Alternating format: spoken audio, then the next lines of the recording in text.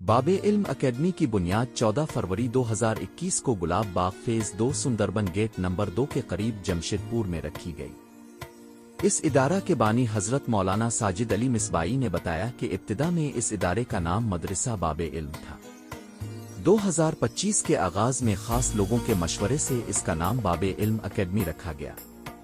الحمدللہ اپنے آغاز کے دنوں سے ہی یہ ادارہ علاقائی بچوں اور بچیوں کو قرآن کی تعلیم کے ساتھ ساتھ احادیث، نماز، سیرت، اسلامی معلومات، عربی زبان، اردو اور عقائد کی تعلیم ایک خاص نصاب کے تحت اور باضابطہ نظام کے ساتھ فراہم کر رہا ہے۔ بانی یہ ادارہ نے بتایا کہ طلبہ کی بڑھتی ہوئی تعداد، والدین کے بھروسے اور عوام کے پیار نے ادارہ کو مزید کئی شعبوں کے آغاز کی طرف متوجہ کیا۔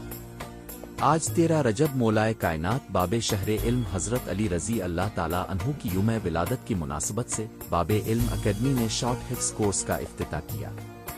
باب علم اکیڈمی کے 5 سالہ ابتدائی کورس سے فارغ ہونے والے ایک طالب علم سید شیان عمران سے لمحوں کا داخلہ اس کورس میں لیا گیا اور پرنسپل قاری احمد علی صاحب نے بچے کو اما پارا شروع کروایا۔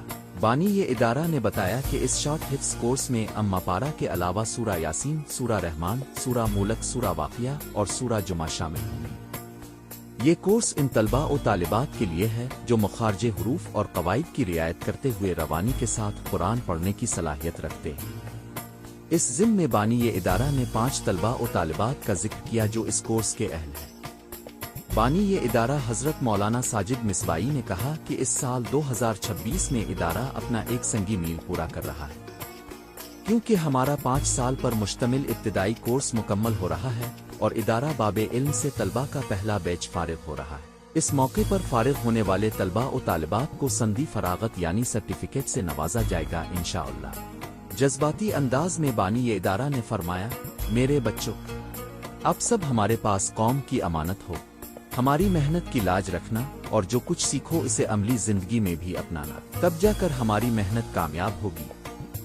آخر میں بانی یہ ادارہ نے ادارہ کے اس 5 سالہ سفر اور کامیابی کا صحرا اساتذہ، بچوں کے والدین اور عوام الناس کے سر باندھتے ہوئے سب کا شکریہ ادا کیا اور نہایت رقت آمیز دعا پر اس افتتاحی پروگرام کا اختتام فرمایا۔